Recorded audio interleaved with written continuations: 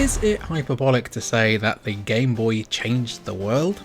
I mean, it's not quite penicillin or even Gangnam Style, but when we look at the best Game Boy games ever released across the shockingly long lifespan of this remarkable handheld machine, it's easy to understand why it's so highly regarded. At the very least, Nintendo's Game Boy changed an industry already experiencing a dramatic rise in cultural significance and popularity, and that's worth keeping in mind when people discuss the importance of the Game Boy. Originally designed and developed by Satoru Okada and Gunpei Yokoi, sorry if I murdered those names, the Game Boy was just one of many handheld systems released in this period. Sega had their Game Gear, which was released less than a year later, Atari had the Lynx, and NEC even had the Turbo Express. Nintendo's Game Boy destroyed them all, selling over 118 million units worldwide and lasting in an unreal decade and change from 1989 to around 2003. Yes, you read that lifespan correctly. So let's rank the best Game Boy games of all time and celebrate one of the most beloved handhelds of all time and a true game changer, doing our best to limit the amount of entries per franchise. Before that though, let's make sure we go for that authentic Game Boy experience. Lower the lights, and now make the screen 2 inches wide, and finally make it all look rusty. Perfection. Let's stick to this for the next 10 years, because backlights are for cowards. Number 20, Teenage Mutant Ninja Turtles 3 Radical Rescue. All of the Teenage Mutant Ninja Turtles games are pretty fun to play, by and large.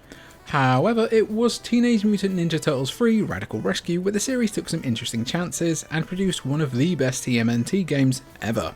Radical Rescue isn't the usual side-scrolling brawler, although playing as Michelangelo for a decent portion of the game, you'll have plenty of enemies to fight.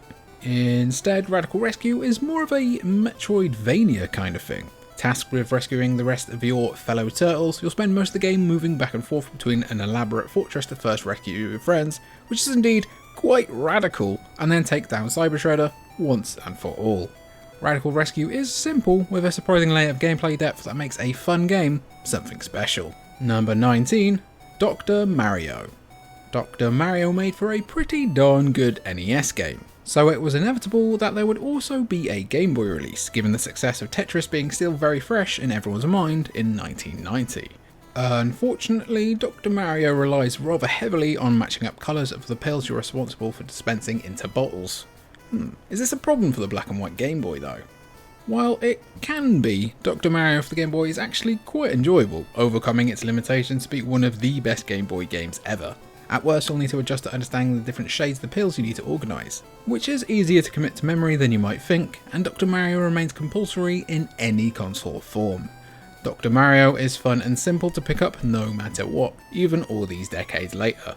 It really is as addictive as all those pills Mario is prescribing to get a paycheck from Big Pharma. What's this game about again? Number 18, Gargoyle's Quest.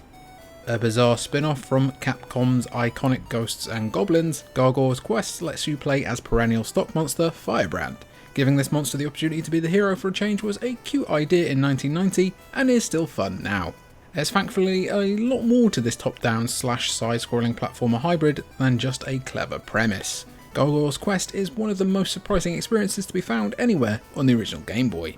Graphically one of the strongest games ever released to the handheld, Gargoyle's Quest also combines engaging gameplay with some increasingly serious challenges, particularly when it comes to fighting and strategy.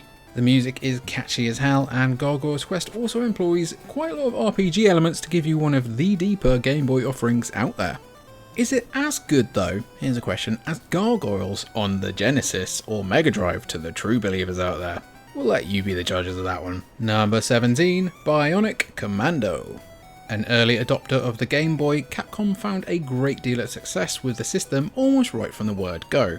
Bionic Commando showed itself to be a very strong port of the unusual NES platformer. The mechanics of gameplay go a step beyond simple platforming, although that is very much part of the experience here. Where Bionic Commando differs from many other platformers of the era is in its use of a grappling hook in place of actual jumping. This can make things a little exhausting for a newcomer, but you'll get the hang of things in pretty short order. Bionic Commando is visually solid and captures the unique gameplay style from the original NES title. The challenge is, surprisingly, pretty steep, pretty much right from the start, but you're likely to find yourself up for anything when the game is this addictive. Sadly, there is no Ghost Wife arm in this one. Bionic Commando 2009 is definitely a video game. Number 16, Game & Watch Gallery 2. Nintendo found success in the late 90s by restoring classic games from their Game & Watch series, which was a predecessor of the Game Boy for the Game & Watch Gallery franchise. While definitely better experienced on the Game Boy Color, Game & Watch Gallery 2 in particular emphasised why these games were fun in the 80s and were still fun in the 90s. Deceptively simple games like Donkey Kong, Chef and Parachute can gobble up your free time just by virtue of being entertaining and as addictive as Dr. Mario's pill prescriptions. 5 games are available to start in Game & Watch Gallery 2, the 6 you can unlock by getting good scores in the other, so we have no chance there. Even better is that there are 2 modes available for each game. One is a classic mode, while the other offers the same experience but with improved graphics and the presence of Mario characters. Is it time to bring back Game & Watch? Are you game? Or should we watch this space? Let us know. Number 15, Kid Dracula. You don't have to appreciate the fact that Konami is parodying their own games, in this particular case their Castlevania series, to have fun with Kid Dracula. A cute platformer that provides a nice degree of challenge, Kid Dracula is also one of the best graphical offerings ever seen on the Game Boy. Everything is bright, cute, distinctive, and perhaps more importantly, quite dangerous. While perhaps not as challenging as the Castlevania series the game draws from, it's still just a lot of fun. Silly is the key word here, so keep in mind that Kid Dracula isn't the sort of game that takes itself too seriously. Yet without overdoing its unique visual charms and adorable plot, the game also features responsive controls, some neat special abilities, and enough variety to keep the quest memorable. There's loads here to stick your fangs into. We kid you not. Okay, I think that's all of the puns used up for one video. Sorry, window again. Number 14, Harvest Moon GB. Say the name Harvest Moon to the right 25-plus-year-old person, definitely not me, and you're bound to feel the warming glow of their sudden nostalgia. Harvest Moon GB continued the formula established by the earlier SNES release with the task of managing your dead grandfather's family farm into a prosperous success. This isn't the deepest simulation game out there, and those that play Stardew Valley might find it a bit wanting, but it can be surprisingly absorbing to meet the various challenges of Harvest Moon GB. Fail to do so, and you get the ghost of a loved one calling you a failure. That's fun! Your eventual goal in Harvest Moon is to become a ranch master. This means sowing seed, raising crops, selling said crops to get better gear, and so on. Mastering the game in its entirety can be rewarding, a bit challenging, and altogether pretty time consuming. You might need to stock up on batteries for this one. Number 13, Mall Mania. Mall Mania probably isn't the first game you think of when you consider the name Shigeru Miyamoto. That's kind of a bit of a shame, as Mall Mania is one of his best games. Certainly it's one of the most underrated Game Boy games we can think of. There's a sizable challenge and a lot of playtime waiting for anyone who wants to take on the role of Muddy Mall in his quest to save his family from the evil Jin Bee. There's a cute story here, and the visuals and extremely catchy music supplement that nicely, but there's more than visual quirkiness to appreciate about Mall Mania. Mall Mania will have you moving from room to room, digging when necessary to solve puzzles of ever-climbing difficulty. There's a lot of new mechanics to understand at the start of Mall Mania, which can get a little frustrating, but stay with it. You'll be pretty glad you did. Once we finally get our new F-Zero game, I think we're going to petition Nintendo to make a new Mall Mania. Number 12, DuckTales. The NES version of DuckTales was a fan favourite from Capcom, combining Mega Man style gameplay and level selection with something that felt very much part of the DuckTales animated TV series. The Game Boy release continued that trend by proving you could fit quite a bit of the original 8-bit experience onto the tiny Game Boy and lose nothing in the way of quality and entertainment. The objective for the Game Boy version of DuckTales remains the same. As Scrooge McDuck, it's your task to travel around the world to exotic locations to visit dangerous destinations, engage in enjoyable platforming, and make off with some of the most valuable treasures in the world. DuckTales creates a nice distinction between each place you visit, as well as the obstacles you can expect from every stage. It's been remastered a lot in many better ways arguably than the Game Boy version ever was, but DuckTales on the Game Boy still has its special charm. Number 11, Castlevania 2, Belmont Revenge. Konami was determined to get Castlevania on the Game Boy right after the tepid response Castlevania The Adventure received in 1989. Castlevania 2 Belmont Revenge established an entry every bit as memorable and difficult as the series on the NES. Controlling the game is a breeze, with players taking on the role of Christopher Belmont in his bid to destroy Dracula for turning his son into a demon. You can expect the same tough as nails gameplay, but sub-weapons and smooth controls will go a pretty long way. It also helps Castlevania 2 that the visuals and sound are far more robust than you might expect from a Game Boy game, especially at the dawn of the 90s. Being able to choose your levels is a nice feature too. The level designs are also phenomenal, giving us one of the best Castlevania games of this generation. Number 10, Mega Man 5. Previous Mega Man entries on the Game Boy ran the gamut from fine to difficult to enjoy. Mega Man 5 opted for an ambitious, unique story that put Mega Man against new and more powerful enemies. The way Mega Man 5 executes that story while still being faithful to the elements of a good Mega Man game is really something to behold, despite the graphical limitations of the hardware. As you're going to discover quickly early on, Mega Man 5 is arguably on par with most of the NES Mega Man entries as well. Exceptional level designs, unique challenges, and the inclusion of new Cosmic Fiend bosses known as Star Droids are some of the most notable ways Mega Man 5 stands on its own. It's clear that everyone involved wanted Mega Man 5 to end the character's Game Boy run in spectacular fashion, and it's clear that they succeeded. But what's your favourite Mega Man game? Let us know down below. Number 9, Metroid 2 Return of Samus. Getting a new Metroid title in the form of Metroid 2 Return of Samus was a big deal in 1991. The unique and difficult NES classic was a favourite of many on the console, and to see Samus come back for a new story that took the game's unique ideas further was a pleasure. The core gameplay elements that would define this era of Samus's adventures were here, but the developers clearly wanted to try and tweak the formula a little bit after the first release, and history has shown that sometimes change is a good thing. The added touches work pretty dang well here, and the game ultimately puts the premium on exploration that fans of the games want, and even the small screen of the Game Boy couldn't stop people from excitedly jumping into the unknown. There are even several potential endings to unlock with difficult enemies and numerous surprises, so it can take you a decent stretch of time to get through them all. Number 8, Donkey Kong. 5+ years into its lifespan, and games like 1994's Donkey Kong for the Game Boy proved it could still surprise players.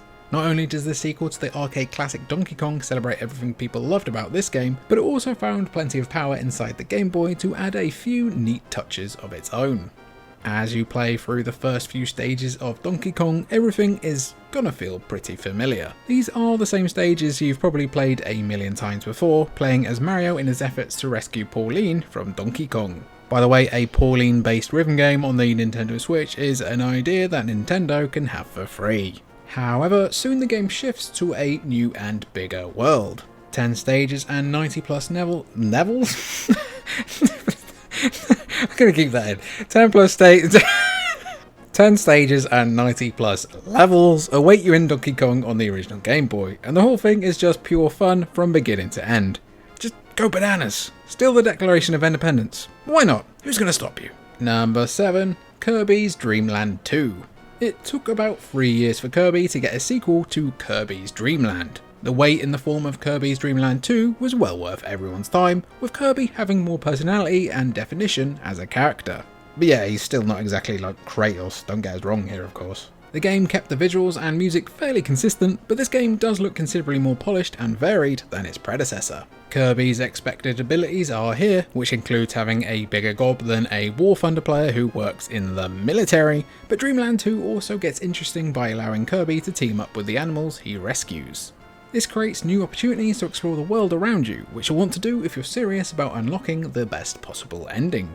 Kirby's Dream Land 2 boasts moderate challenge as Kirby games go, especially with collecting all of the rainbow drops to 100% the game, but the emphasis here is more on fun than anything else. Number 6, and no, it's not just because it's got 6 in the name as well, Super Mario Land 2, 6 golden coins.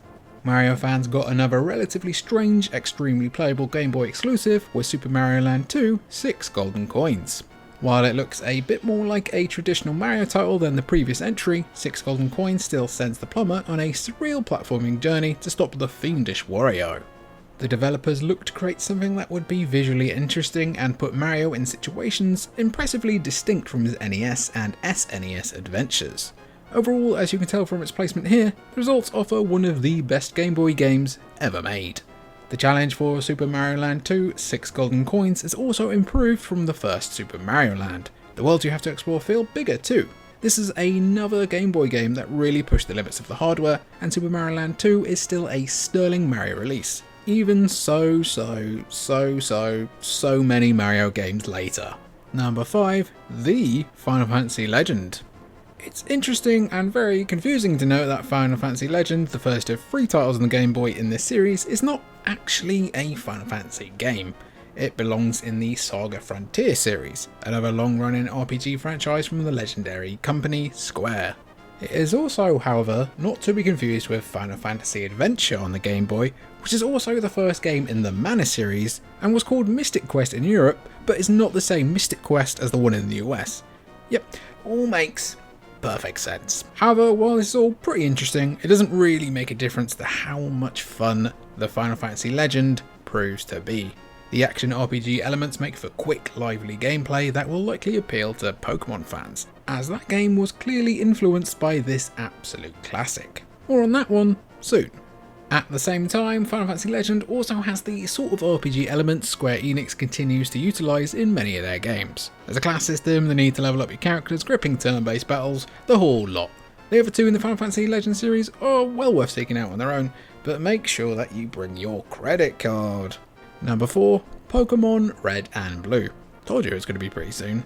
More than 25 years, oh my god, I'm decomposing in front of my eyes, have passed since the release of 2 games that for many started their love of Pokemon. The pop culture juggernaut that Pokemon now is can be largely traced back to Pokemon Red and Blue. Both games are functionally the same, but we're pairing them together as many often do because they're 2 halves of a whole experience. Chances are you'll want to travel and capture every Pokemon the game has to offer. You could even say that you're propelled to catch them all. Beyond the cultural importance of these games, Pokemon Red and Blue are still just engaging, addictive games. It's not hard to see why they're 2 of the best Game Boy games outside of what they did for Nintendo sales from the late 90s onwards. Simple controls and straightforward RPG mechanics allow players to immediately step into this world and become obsessed with catching them all. There may have been many games in the franchise since, but the originals still remain the favourite of millions. What about you? Partial's a bit of silver myself. Number 3, Wario Land 2. Making Wario the star of Super Mario Land 3 was a good idea, as it put an entertaining spotlight on Mario's craven, selfish doppelganger in a solid platformer. The 1998 follow-up Wario Land 2 dropped the Mario connection entirely, letting the chubby maniac stand all on his own. Wario Land 2 is a perfect example of a game tailored to a unique character. Wario doesn't go about his platforming business quite like anyone else in Wario Land 2. You get to charge at enemies, but this isn't a brawler. The focus here is on exploration and puzzle solving. A lot of his success in Wario Land 2 comes down to unique strategy. Wario Land 2 has a good sense of humour and some of the best graphics you'll see on the Game Boy. This is a goofy, impressive and surprisingly replayable classic that still ranks among Wario's best ever outings. It's been too dang long since we had a Wario platformer. Come on Nintendo, fix it. Number 2, Tetris. And who said licensed games were bad, eh? A pretty good game based on that movie starring Elton John, this one. No game in 1989 was better suited to the task of selling the world on Nintendo's darling new Game Boy than Tetris, or better at selling packs of AA batteries for that matter. The feverishly popular puzzle game in which you move blocks around to complete lines and earn points proved to be a huge selling point for potential Game Boy customers. Bundling the game on a handheld console that appeared to be unlike anything the world had ever seen before helped the Game Boy to sell tens of millions of units of hardware. Tetris was 2 things. It perfectly summarised the light-hearted and on-the-go fun you could have with the Game Boy, but was also one of the most enjoyable and accessible video games ever created. Almost 40 years on from its initial release, Tetris is still one of the greatest video games of all time. Pretty good movie too. Pretty good movie. And at number 1, it's The Legend of Zelda: Link's Awakening. It's not unreasonable to say that The Legend of Zelda: Link's Awakening is the best Game Boy game that was ever released for this system. There's several arguments that could be made for why, but it really boils down to the ambitious scale of this adventure on the handheld Game Boy. The system's most popular titles were often the ones that embraced the limitations of this hardware and looked for ways to create a game as rewarding as anything on the NES or even SNES. No other game did this more successfully than The Legend of Zelda: Link's Awakening. And few Zelda games are as delightfully odd as this one either, as you try and track down a giant fish dreaming in an egg on top of a mountain. Checkmate, Tears of the Kingdom. Checkmate. The game has been released a few different times over the years. There's a Link's Awakening DX made specifically with the Game Boy Color in mind, as well as a 2019 remake for the Switch that's equally a delight. However, there's something special about the original The Legend of Zelda Link's Awakening, and no doubt everyone who played it realised just what massive brilliance Nintendo could pack into such a small package. And that was our list for the best Game Boy games of all time ever made. Kind of a tricky one to do, because do you include Game Boy Color games, which we'll do next. If you have any interest in that, let us know. So there's quite a strange variety of games here, but we hope you enjoyed it. If you did, let us know down below, and if you didn't, let us know down below, but be nice. Be nice. Let us know your favourite Game Boy game as well, and thank you for watching.